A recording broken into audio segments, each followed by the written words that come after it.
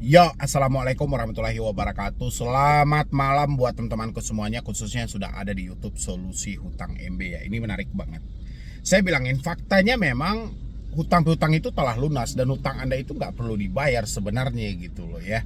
Kok bisa? Pasti pertanyaan teman-teman, kok bisa? Padahal hal ini bukan hal baru lagi yang saya bahas sama teman-teman semuanya tentang hutang ini sudah lunas tanpa perlu dibayar. Tapi dari pihak pinjol tidak semudah itu dan tidak seenteng itu gitu loh. Pinjol tidak puas dengan apapun itu karena pinjol menginginkan keuntungan yang sebesar-besarnya. Padahal hutang lunas tanpa dibayar itu berdasarkan dari aturan OJK sendiri. OJK menerbitkan COJK nomor 19 tahun 2023 itu ada di dalamnya bahwasannya pinjol wajib bekerja sama dengan pihak asuransi.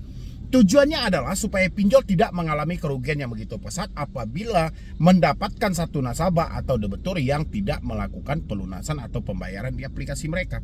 Kan itu tujuan yang sebenarnya. Tapi yang terjadi, karena pinjol ini tujuannya adalah kapitalis, karena dia menginginkan keuntungan yang sebesar-besarnya, ada juga saya rasa ya, bisa jadi pinjol telah mengklaim asuransi tersebut ya, asuransi tersebut dan mengambil uang-uang yang telah Anda pinjam, atau bisa jadi juga pinjol tidak mendaftarkan sama sekali pinjaman ini kepada asuransi, mengingat pinjol ini menginginkan keuntungan yang sebesar-besarnya.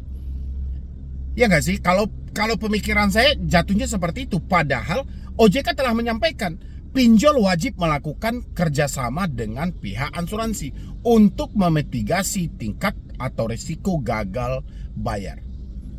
Ya, jangan-jangan karena mereka ini menginginkan keuntungan yang besar, mereka juga tidak mau rugi, jangan-jangan premi asuransi itu tidak dia bayarkan. Biaya-biaya layanan yang mereka sebutkan itu hanya tertuang dalam perjanjian saja, tapi padahal biaya layanan itu tidak terpenuhi dan itu terbukti.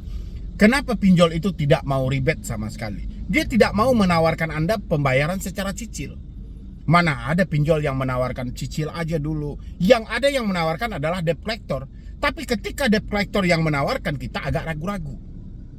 Ya, mana tahu nanti kalau debt collector yang menawarkan, debt collectornya tidak mendapatkan target sebagaimana mestinya, duit kita malah hilang, kan seperti itu yang kita pikirkan. Tapi buat teman-teman semuanya, dari aturan COJK nomor 19 itu, sebenarnya teman-teman sudah bisa berpijak di satu aturan itu untuk tidak perlu lagi gali lubang tutup lubang. Karena gali lubang tutup lubang hanya mencelakai diri Anda. Dan itu hanya memperbesar masalah yang ada. Bukan menyelesaikan masalah, tapi mempelebar masalah yang ada.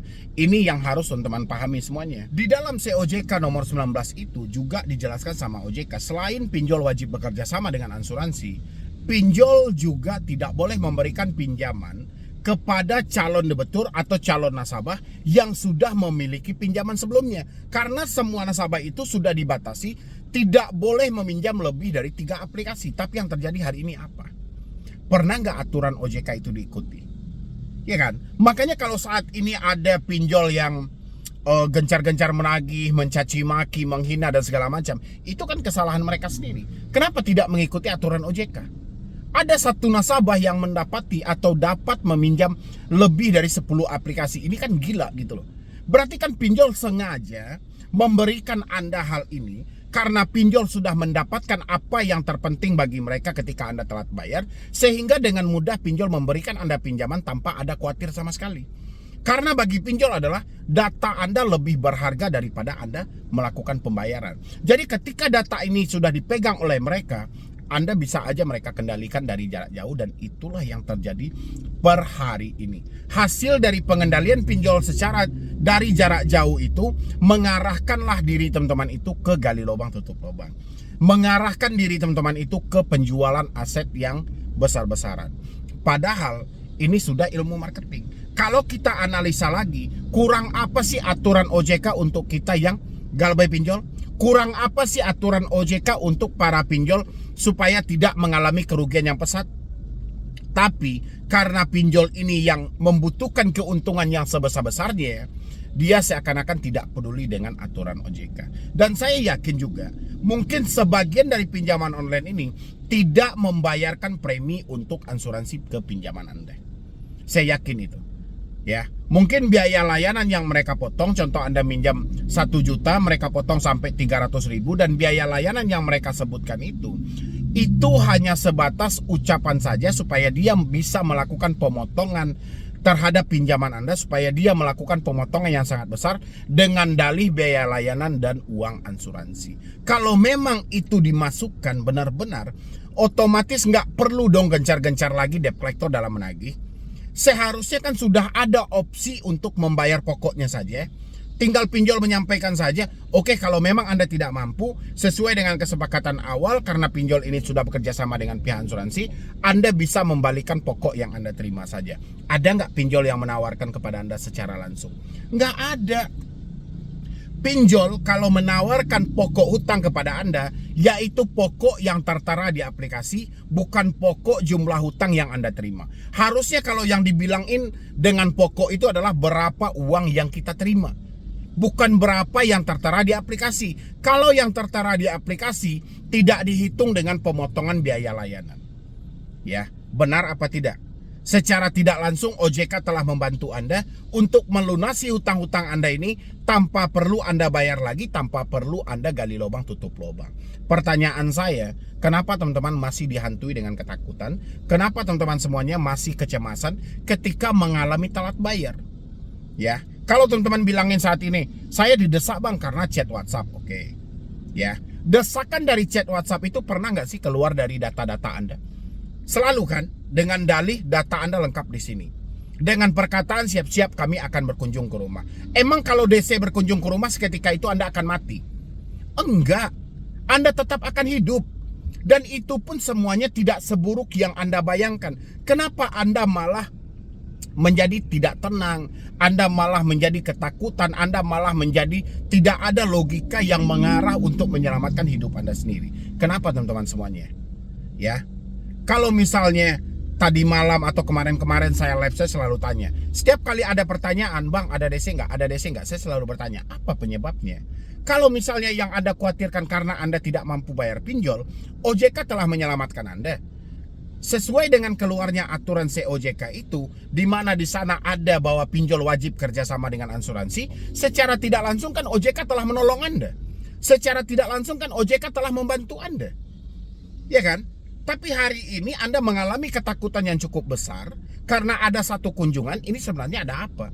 Ternyata banyak orang yang tidak mampu jujur dengan keluarga. Ternyata diam-diam melakukan peminjaman dan tidak diketahui suami. Inilah penyebab-penyebab kenapa teman-teman semua itu bisa ketakutan sangat luar biasa. Ya, jadi saya berharap buat teman-teman semuanya yang mengalami hari ini telat bayar ya, lebih dari 2 aplikasi atau 3 aplikasi. Pertama, jangan lagi melakukan gali lubang tutup lubang. Kenapa saya melarang Anda untuk gali lubang tutup lubang? Semakin kita gali, hutang ini akan makin meluas. Dan hutang ini tidak akan selesai. Walaupun hari ini ada yang namanya pembatasan dari peminjaman, itu belum diberlakukan. OJK telah memberlakukan sejak 1 Januari 2024, tapi dari pinjol belum. Ya, lebih baik Anda gagal bayar daripada Anda gali lubang tutup lubang. Toh hutang Anda juga sudah dibayarkan atau dikaper oleh asuransi. Kalaupun ada pinjol tidak bekerja sama dengan asuransi, itu salah mereka sendiri. Kan OJK telah memerintahkan pinjol wajib kerjasama, wajib. Ya, untuk memaksimalkan tingkat atau risiko gagal bayar. Kalau hari ini mereka tidak bekerja sama, ya itu berarti salah mereka sendiri. Berarti uang yang dia potong, yang dia sebut biaya layanan atau biaya admin, itu hanya buat mereka. Ya, berarti benar mereka menginginkan keuntungan yang sebesar-besarnya. Itu yang paling pertama. Yang kedua, buat teman-teman semuanya juga yang mengalami telat bayar saat ini berhadapan langsung dengan chat WhatsApp, SMS, dan email, saya selalu berulang kali menyampaikan sama Anda, 3 komunikasi ini adalah sumber ketakutan. Ketika sumber ketakutan itu Anda pertahankan ada sama diri Anda, besar kemungkinan akan terjadi gali lubang tutup lubang. Jadi kalau teman-teman ingin bebas dari jeratan pinjaman online, menghilangkan diri dari sebuah ketakutan, kecemasan, alangkah baiknya putuslah 3 komunikasi yang sangat berpengaruh ketika kita telat bayar di pinjaman online. Ini penting. Ketika kita sudah tidak menerima telepon, insya Allah pemikiran akan tenang. WhatsApp juga seperti itu, SMS juga seperti itu, email juga seperti itu. Tapi selagi ini masih Anda tampung, besar kemungkinan hidup Anda tidak akan tenang. Anda akan memikirkan sesuatu yang jelas-jelas itu tidak terjadi. Bahkan ada yang menyampaikan seperti ini saking dia ketakutannya. Bang, benar nggak sih saya akan dipenjara kalau saya tidak bayar pinjol? Ini karena ketakutan. Bukan tanpa alasan dia mengucapkan hal itu, karena ada kata-kata yang disampaikan oleh DC yang tidak bertanggung jawab. Kenapa DC tidak bertanggung jawab? Tidak pernah debt collector yang melakukan ancaman, mempenjarakan Anda, menghina-hina Anda, mengancam Anda, tapi mereka tidak lagi menyebutkan nama aplikasi. Saat ini Anda hanya berhadapan dengan ancaman verbal yang dilakukan oleh pinjaman online, ya. Ancaman melalui media, ancaman melalui WhatsApp, ancaman melalui omongan verbal, ya, bukan ancaman fisik lagi yang Anda terima, tapi ancaman verbal. Dan inilah sebenarnya yang paling besar pengaruhnya, yang harus teman-teman pahami. Dan habis itu lagi juga buat teman-teman semuanya yang mengalami telat bayar di pinjaman online, yang tidak mampu lagi membayar di pinjaman online, please banget ya, ini Anda semua harus paham strategi pinjol itu sejauh mana. Dan apa sih sebenarnya pinjaman online? Pinjol karena dia tidak mau ribet, karena dia tidak mau mempersoalkan ini terlalu panjang lebar, makanya Anda dihadapkanlah dengan debt collector. Jadi kalau Anda berpikir gara-gara kita telat bayar atau tidak mampu bayar pinjol, kita akan diproses ke jalur hukum, itu Anda salah. Kalau memang Anda mau diproses ke jalur hukum, mereka tidak perlu capek-capek menyewa jasa eksternal, FC, DC, lapangan, nggak perlu. Mereka sudah ada legalnya, sudah ada penasehat hukum masing-masing di setiap perusahaan. Mereka tinggal jatuhkan Anda atau daftarkan ke pengadilan.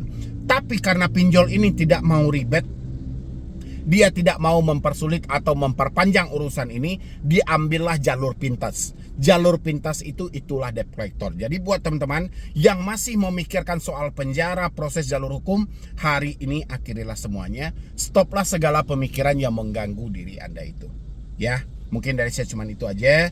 Mudah-mudahan ini bisa membantu dan mengatasi buat kedepannya. Jangan ada yang gali lubang tutup lubang lagi, karena hutang Anda itu sudah dilunasi oleh aturan OJK sendiri, ya. Jadi sekian dulu dari saya, Mendy Brony. Wassalam.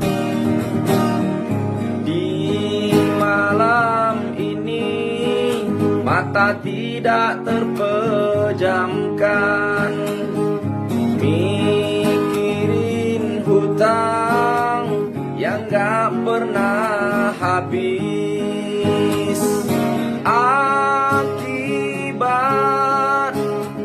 kecerobohan, terjebak di dunia hutang.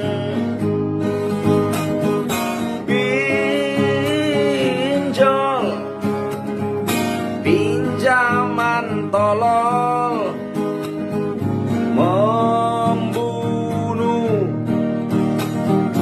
tanpa menyentuh.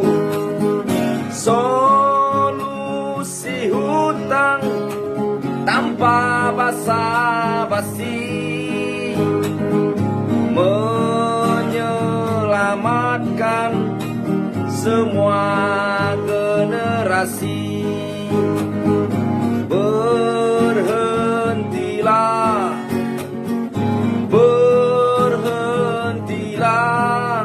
gali lubang, tutup lubang. Ingatlah, lebih baik malu sesaat daripada hancur selamanya. Lebih baik malu sesaat daripada hancur selamanya.